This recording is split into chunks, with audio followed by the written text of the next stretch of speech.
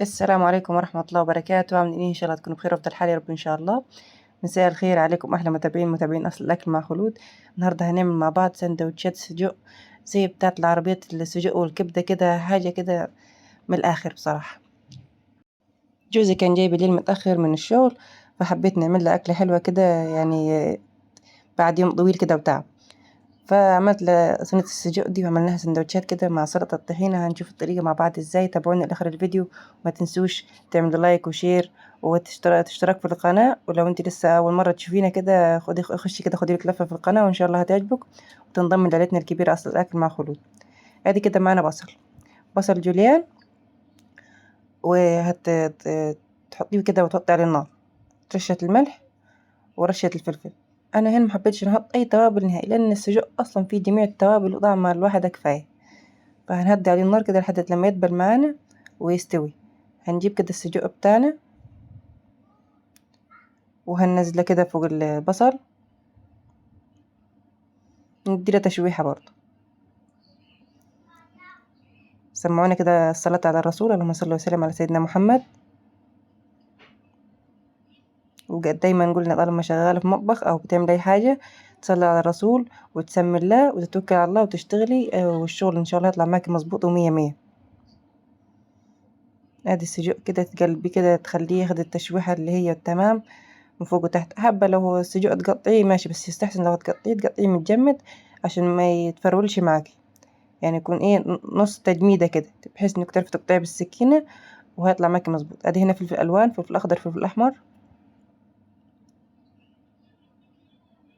برضو ده يرجع لذوقك. لو حاطة عارفة ممكن تحطي فيها ايه، تحطي فيها التوابل، تحطي جوز الطيب، ممكن تحطي توابل بتاعت سجق. بس انا كده كنت مستكفية الصراحة بان هو السجق كان جميل جدا وكان التوابل بتاعته مظبوطة، فما كنتش حابة نحط اي توابل نهائي. بس كده وتقعدي تقلبي فيه، اهم حاجة ايدك فيها، ايدك في القلب فيها كده عشان ما تتلسوعش منك كده من تحت وتبقى مش مظبوطة. بس الصراحة السجق يعني أكلتي المفضلة، السجق والكبدة كده يعني الأكل الشعبي ده يا جماعة ليه وضع الصراحة ما عند أي حد، وذكرياته كده جميلة. هو يا سندوتش السجق كده وسندوتش الكبدة يعني بيعمر المخ كده مع الواحد، مخدرات الحلال زي ما بيقولوا. ادي طماطم برضو جوليان، لو مش حابة الطماطم في الوصفة ما تحطيش. برضو قلنا في حاجات تقدر تغيري في الوصفة بتاعتها، وفي حاجات لا. الحاجات اللي زي دي ممكن تقدر تغيري في الوصفة بتاعتها، وفي حاجات تانية ما نقدرش لأن تبقى الوصفة أساسية هي كده.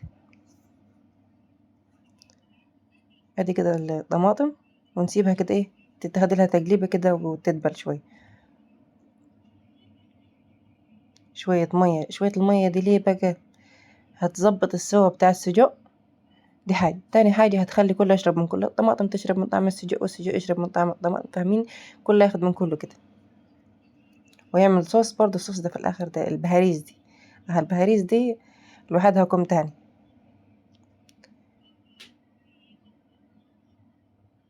صلوا بينا على الرسول، اللهم صل وسلم على سيدنا محمد. معلقة صلصة اختياري برضو، لو حابة السجق كده في بصل وطماطم أو بصل وفلفل كده على كده زي الفل. أنا الصراحة جوزي ما كانش يحب السجق ده غير كده مقلي على كده في سندوتشات. لما عملت له الطريقة دي أدمن عليها، يعني بصراحة ما بطلش يطلبها مني على طول، اعملي لي السجق بالخلطة كده، بقت أكلتي المفضلة. وتقلبيه برضو بالصلصة وتهدي النار يا جماعة، تهدية النار دي في الأكل لها وضع تاني خالص، بتخلي كله يشرب من كله ويستوي مظبوط ويطلع معاك الطعم جميل جدا جدا. لأن النار الواطية كده بتخلي الأكل يبقى أحلى 100 مرة من الأكل اللي اللي هو نار عالية. جربي وقولي لي كده ايه رأيك في التعليقات، ولو في حاجة حابين نعملها لكم كده تكتبوها لي. هذا السجق كده كان استوى معانا، وراح نعمل سلطة الطحينة مع بعض. سلطة الطحينة اللي أنا هنعملها بصراحة جميلة جدا مظبوطة كده وحلوة، ليها كذا طريقة. هنعملها مع بعض في الفيديوهات اللي جاية إن شاء الله. بس دي الطريقة اللي أنا متعودة نعملها على طول. دي عصير ليمونة واحدة وحطيت عليه شوية مية ساقعة، وهنقلب الطحينة في الليمونة والمية، تطلع معنا زي كده، تبقى معنا كريمي.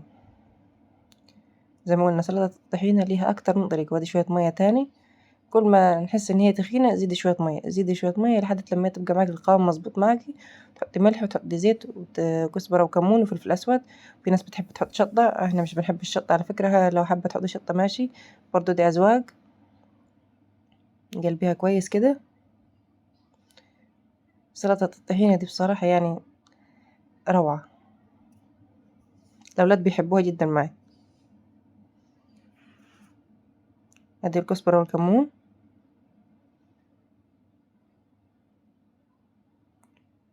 ممكن تحطي لها زبادي على فكرة، بتبقى تحفة تحفة تحفة.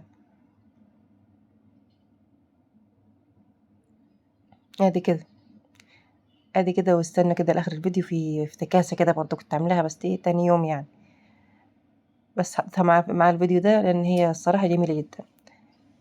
ادي السندوتشات كده يا ستي، وتجيبي الرغيف البلدي بتاعنا اللي هو العيش المصري، وادي السجق، واحلى سندوتشات كده بالليل، جميلة جدا.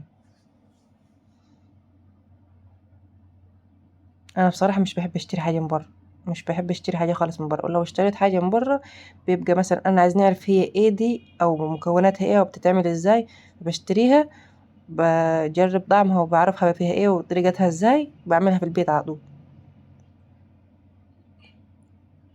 بص كده سندوتش مظبوط. بص بقى الافتكاسة بتاعتي، تاني يوم كده كنت جعانة بالليل والأولاد كلهم كانوا ناموا وبتاع، وأنا قاعدة لوحدي، عملت بطاطس مقلية وعليها وش زي وش البيتزا كده، بطاطس وطماطم وفلفل وجبنة موزاريلا. وما تنسوش تدعموني في نهاية الفيديو كده بلايك وشير واشتراك للقناة، ونشوفكم على خير في فيديو جديد إن شاء الله. لو حابين مني أي حاجة تكتبوها لي في التعليقات. أحبائي في الله، مع السلامة.